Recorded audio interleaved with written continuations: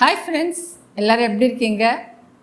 இன்றைக்கி கவுன்சிலிங்கில் நம்ம பேச போகிற விஷயம் என்ன அப்படின்னாக்க, மன அழுத்தத்தை கொடுக்கறதுல முக்கியமான இடத்துல இன்னொரு விஷயம் என்ன அப்படின்னாக்க, விமர்சனங்களும் ஒப்பிடுதல்களும் தான்.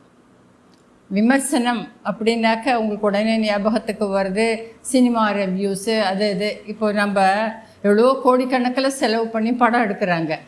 நாம் ஒரு 300 ரூபா டிக்கெட் கொடுத்து வாங்கிட்டு நம்ம ஒரு மால்லையோ அதுலேயோ ஒரு தியேட்டரில் போய் படம் பார்க்குறோம். படம் பார்த்துட்டு உடனே அது ஒரு ஃபேஸ்புக்லேயோ ஏதோ ஒன்றுத்தில் அது நல்லா இல்லை, அதில் அவங்க ஆக்ஷன் நல்லா இல்லை, இந்த வெப் சீரிஸ் நல்லா இல்லை, இந்த சினிமா நல்லா இல்லைன்ட்டு ஒரே நிமிஷத்தில் நாம் ஒரு வாட்ஸ்அப்லேயோ ஃபேஸ்புக்லேயோ ஒரு கமெண்ட்ரி எழுதிடுறோம். அதை எடுக்கிறதுக்கு அவங்க எவ்வளோ கஷ்டப்பட்டிருக்காங்க. மேபி அதாவது சில கதைகள் சிலருக்கு பிடிக்கும், சிலருக்கு சிலது பிடிக்காமல் போகலாம். அவங்க அதுக்காக எவ்வளவு நாள் பாடுபட்டிருக்காங்க, எவ்வளோ பணம், எவ்வளோ உழைப்பு, இதெல்லாம் அப்படிங்கிறது நம்ம யோசிக்கிறது கிடையாது.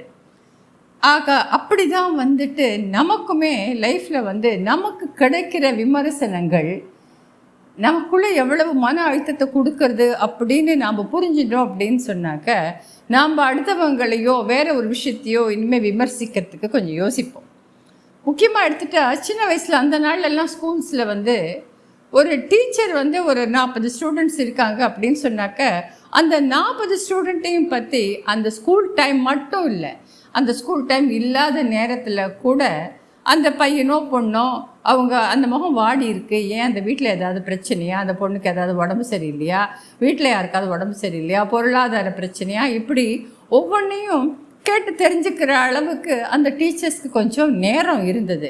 அதனால தான் ஒரு நல்லா பர்ஃபார்ம் பண்ணிகிட்ருக்கிற ஒரு ஸ்டூடெண்ட்டு அடுத்த தடவை ஒரு எக்ஸாமில் கம்மியாக மார்க் வாங்கினாலோ இல்லைன்னா கிளாஸில் சரியாக ஆன்சர் பண்ணலைனாலோ உரிமையாக சொல்லுவாங்க, உங்ககிட்ட நான் இன்னும் கொஞ்சம் நிறைய எதிர்பார்த்தேனே, நீ என்னை ஏமாத்திட்டியே அப்படின்னு சொன்னாக்க, அது ஒரு எதிர்மறையான விமர்சனம் இல்லை. நான் உன் மேலே இன்னும் நிறைய நம்பிக்கை வச்சுருக்கேன், ஒன்றால் நிறைய சாதிக்க முடியும் அப்படின்னு சொல்லக்கூடிய ஒரு நேர்மறையான ஒரு விமர்சனம் தான்.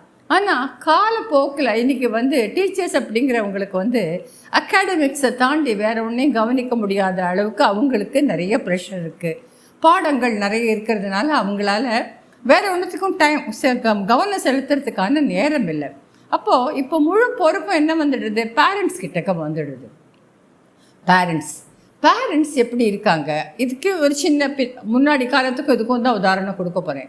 அந்த நாளில் வீடுகளில் நான் சொல்கிறது போன தலைமுறையில் ஒரு வீட்டுக்கு மினிமம் 4லேருந்து ஒரு 5 பசங்க இருப்பாங்க. அதில் ஒரு பையன் சூப்பராக படிப்பான், ஒரு பையன் கொஞ்சம் சுமாராக படிக்கிற பையனாக இருப்பான்.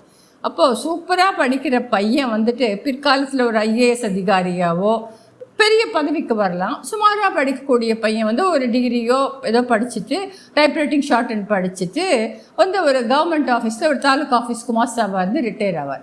ஆனால் எத்தனை வருஷங்கள் ஆனாலும் அவங்களுக்குள்ளே இருக்கிற அந்த சகோதர பாசமும் அந்த உறவும் அது இந்த பதவியோ பணமோ அதை மாற்றாது. ஆனால் இன்றைக்கி ஒரு வீட்டில் 2 குழந்தைங்க தான் இருக்காங்க, சில வீட்டில் ஒரு குழந்தை தான் இருக்காங்க.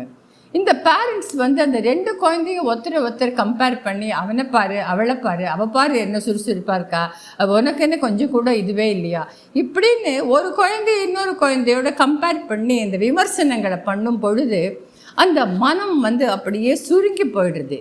இதனால இந்த சகோதர பாசம் அப்படிங்கிறது கூட தழைக்காமல் முளையிலேயே அது கிள்ளி எறிகிற மாதிரி ஆயிடுது.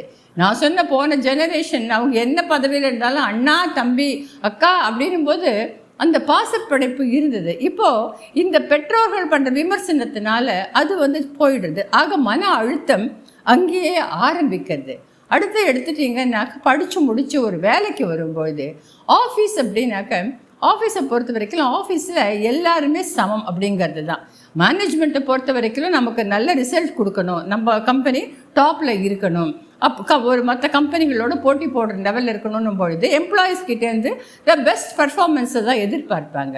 ஸோ அந்த இடத்துல XYZ யார் இருந்தாலும் ஒரு தவறு இருந்ததுன்னாக்கா அவங்க கண்டிக்க தான் செய்வாங்க. அப்போ இவங்க என் மேலே கரை வச்சுன்னு கண்டிச்சிட்டாங்க அப்படின்னு சொல்லிட்டு உடனே நம்ம ஒரு ரெசிக்னேஷன் லெட்டரை கொடுத்துடலாமான்னு யோசிக்கக்கூடாது.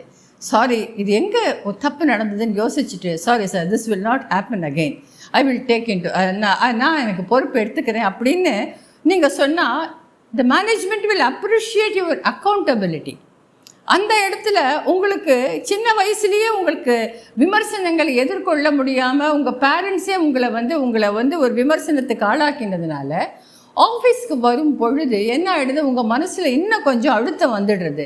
யாராவது ஏதாவது சொன்னால் கூட இவங்க நம்மளை தப்பாக தான் சொல்கிறாங்க அப்படிங்கிற ஒரு மைண்ட் செட் வந்துடுது. ஓகே, ஆஃபீஸ்லேயும் நல்லா வேலை பார்க்குறீங்க, அடுத்தபடிக்கு மேரேஜ் அப்படிங்கிற ஒரு கட்டத்துக்குள்ளே வரும். ஸ்கூல் காலேஜ் அப்படிங்கிறது நம்ம ட்ரெயின் ட்ராவல் மாதிரி தான். ஒரு ஸ்டேஜ் வரும்பொழுது நாம் அந்தந்த ஸ்டேஷனில் இறங்கிடுறோம். ஆஃபீஸ் கூட ஒரு லெவலுக்கு மேலே நமக்கு பிடிக்கலை அப்படின்னு சொன்னாக்கா வேலையை மாற்றிக்கிறோம், ஏதோ பண்ணுறோம் நம்ம. ஆனால் கல்யாண வாழ்க்கை அப்படிங்கிறதுல அடியெடுத்து வைக்கும் பொழுது அங்கே தரப்படுற விமர்சனங்கள் எவ்வளோ தூரம் மனசை பாதிக்கிறதுன்னா, ஒரு அமெரிக்கன் சைக்கியாட்ரிஸ்ட் கேட்குறாரு. அவர் ஒரு பெரிய ஆராய்ச்சி பண்ணி ஒரு இதுவே எழுதியிருக்காரு, ஒரு தீசிஸை சப்மிட் பண்ணியிருக்காரு. Will criticism affect happy marriages? அதாவது கல்யாணம் பண்ணிட்டு ஒரு குடும்ப வாழ்க்கைக்குள்ளே போகும்பொழுது இன்றைய தேதியில் பையன் பொண்ணு 2 பேருக்குமே அவங்க வேலையில் மட்டும் கவனமாக இருந்து தான் அவங்க போயிருக்காங்க. ஆக சமையல் பண்ணுறதோ காஃபி போடுறதோ எந்த விஷயங்களுமே 2 பேருக்குமே புதுசு தான். அப்போது அந்த பையன் காஃபி சாப்பிட்றான், ஒய்ஃப் போடுற காஃபி சுமாராக தான் இருக்குது, நம்ம அம்மா போடுற காஃபி மாதிரி இல்லை அப்படிங்கிற மாதிரி இருக்குது. ஆனால் தன்னுடைய இன்லாஸ் வீட்டுக்கோ போகிற இடத்துல அவனுக்கு ஒரு காஃபி கொடுக்குறாங்க அப்படின்னு சொன்னாக்க அது பெரிய ஒரு மாதிரி தான் பெரிய கிரிட்டிக் அப்படின்ற மாதிரி தான். ஒய்ஃபை பார்த்து, உங்கள் வீட்டில் யாருக்குமே நல்லா காஃபி போட வராதா, இப்படி தான் போடுவாங்களா காஃபி அப்படின்னு ஒரு 4 பேர் முன்னாடி ஒய்ஃபை கேட்டால், அப்போது அந்த டக்குன்னு மனசுக்குள்ளே ஏதோ ஒரு இது விட்டு போன மாதிரியான ஃபீலிங் அந்த ஒய்ஃபோட மனசுக்குள்ளே வருது. தெரியறது உனக்கு இப்போ தான் 2 பேருமே ஒரு சமையலோ ஏதோ பழகிக்கிறா அப்படிங்கிறது. அந்த நாளில் கூட சொல்லுவாங்க, இப்போ ஏன் நான் எதை எடுத்தாலும் அந்த நாள்னு சொல்கிறேன் அப்படின்னாக்க, அந்த நாளில் மனிதர்களுக்குள்ளே ஒரு நிதானம் இருந்தது. ஹஸ்பண்ட் அந்த நாளில் இந்த மாதிரி ஸ்விக்கியில் ஆர்டர் பண்ணியோ இல்லைனாக்கா பிக் பாஸ்கெட்டில் ஆர்டர் பண்ணியோ வெஜிடபிள் வராது, மார்க்கெட்டில் போய் வாங்கிட்டு வருவார். ஹஸ்பண்ட் வாங்கிட்டு வர எல்லா வெஜிடபிள்லேயும் ஒய்ஃபும் குத்தம் கண்டுபிடிப்பாங்க, என்ன இந்த வெண்டைக்காய் முத்தலாக இருக்குது, கத்திரிக்காய் சொத்தையாக இருக்குதுன்னு. ஆனால் அதையெல்லாம் ஒரு சென்ஸ் ஆஃப் ஹியூமரோட ஒரு நிதான மனதோடு கடந்து போகக்கூடிய ஒரு மனநிலைமை அந்த நாளைய மனிதர்களுக்கு இருந்தது. ஆனால் இந்த நாளில் அந்த மாதிரி நிதானத்தை சொல்லி கொடுக்குற அளவுக்கு இன்றைக்கி யாருக்குமே நிதானம் இல்லை. ஃபஸ்ட்டு எல்கேஜியில் ஆரம்பித்தே நீ ரன்னிங் ரேஸில் ஓடுன்னு சொல்லும் பொழுது எதை நல்ல ஒரு கிரிட்டிசிசமாக எடுத்துக்கிறது, ஒரு ஃபீட்பேக்காக எடுத்துக்கிறது, எதை ஒரு என்ன சொல்கிறது, எல்லாத்தையுமே தப்பான கோணத்திலேயே பார்க்குற மாதிரியான சூழ்நிலையில் வளர்ந்து ஆளாக்கி திருமண வாழ்க்கையிலையும் நுழைஞ்சப்போ அப்போ தான் இந்த கணவன் சொல்கிற வார்த்தை. அப்போனாக்க பெண்கள் எல்லோரும் கேட்டுகிட்டே இருக்காங்களா? அப்படியும் இல்லைங்க. எனக்கு சமீபத்தில் கவுன்சிலிங்க்கு வந்தாங்க. அவர் ஃபிசிக்கலி சேலஞ்சு பர்சன். அது தெரிஞ்சு தான் அந்த மேடம் கல்யாணம் பண்ணியிருக்காங்க.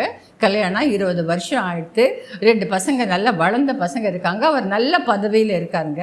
ஆனால் ஒவ்வொரு தடவையும் ஒரு நாளைக்கு ஒரு தடவையாவது ஏதாவது ஒரு சந்தர்ப்பத்தை வச்சுட்டு அவர் கார் ஓட்டும் பொழுதோ இல்லை ஃப்ரெண்ட்ஸ் கூட இருக்கும்பொழுதோ அவருடைய அந்த ஃபிசிக்கல் டிசபிலிட்டியை சுற்றி காட்டுறது அப்படிங்கிறத அந்த அம்மாவுக்கு ஒரு வழக்கமாக போய் அது அவருக்குள்ள மிகப்பெரிய மன அழுத்தத்தை கொடுத்துருக்கு. உங்களால் நம்ப முடியறதா? ஆக கிரிட்டிசிசம் அப்படிங்கிறது வாழ்க்கையில் இன்றைக்கி தேதிக்கு மிகப்பெரிய மன அழுத்தத்தை கொடுக்கறது கிரிட்டிசிசம் தான். ஆமாம், இப்போ ஸ்கூல் டேஸில் டீச்சர்ஸ் வாஸ்தவம் தான், அண்ணா முடிச்சுட்டு போயாச்சு, +2 முடிச்சுட்டு போயாச்சு, தம்பி இப்போ தான் 10th ஸ்டாண்டர்டுக்கு வந்திருக்கான். டீச்சர்ஸ் உடனே எங்கள் அண்ணா ரொம்ப நல்லா படித்தானே, படிச்சுட்டு அவ்வளோ சூப்பர் காலேஜுக்கு போயிட்டானே, நீ அவன் பேரை காப்பாற்றுவியா அப்படின்னு கேட்டாக்க அப்போ தாங்க ஆரம்பிக்கிறது அந்த மன அழுத்தம். அப்போவே ஆரம்பிக்கிறது. அதனால் தயவு பண்ணி பேரண்ட்ஸ் நீங்களும் சரி, ஆஃபீஸை உங்களால் ஒன்றும் பண்ண முடியாது. ஆஃபீஸில் நீங்கள் ஜெயிக்கணும்னா நீங்கள் பொறுப்பு ஏற்றுண்டு தான் ஆகணும். அதுக்கான மனப்பக்குவத்தை நீங்கள் வளர்த்துக்கணும். ஆனால் திருமண வாழ்க்கையில் முதல்ல கல்யாணத்தில் அடியெடுத்து வைக்கிறதுக்கு முன்னாடியே உங்களுடைய குறை என்ன, நிறை என்ன, அந்த குடும்பத்து மனிதர்கள் யார் எப்படி இருப்பாங்க, இந்த குடும்பத்து மனிதர்கள் யாருங்கிறத திருமணம் பண்ணிக்க போகிற பையனும் பொண்ணும் கொஞ்சம் புரிஞ்சுக்கோங்க முதல்லையே. புரிஞ்சுட்டு அதுக்கப்புறமா கொஞ்சம் இந்த மாதிரியான விமர்சனங்களெல்லாம் தவிர்த்திங்கன்னா உங்களுக்குள்ள நெருக்கம் அதிகமாகும். அதை தாண்டி பொது இடங்கள்லையோ உங்கள் மனைவியினுடைய குடும்பத்தையோ மனைவியோ இல்லை கணவனையோ அவங்க குடும்பத்தையோ நீங்கள் ஏதாவது ஒரு விதத்தில் விமர்சனம் பண்ணித்தான் தீரணும்னு இருந்தீங்கன்னாக்க விரிசல் ரொம்ப சீக்கிரத்திலேயே வந்துடும். இந்த வீடியோ உங்களுக்கு பிடிச்சிருந்தது அப்படின்னாக்கா இதை லைக் பண்ணுங்கள், ஷேர் பண்ணுங்கள், கமெண்ட் பண்ணுங்கள், இதை சேனலை சப்ஸ்கிரைப் பண்ணுங்கள். வேறு ஒரு மன அழுத்தத்தை தவிர்ப்பதற்கான வேறு என்ன சப்ஜெக்ட் அது எப்படி தவிர்க்கலாம் அப்படிங்கிறதோட நான் உங்களை சந்திக்கிறேன். Thank you so much.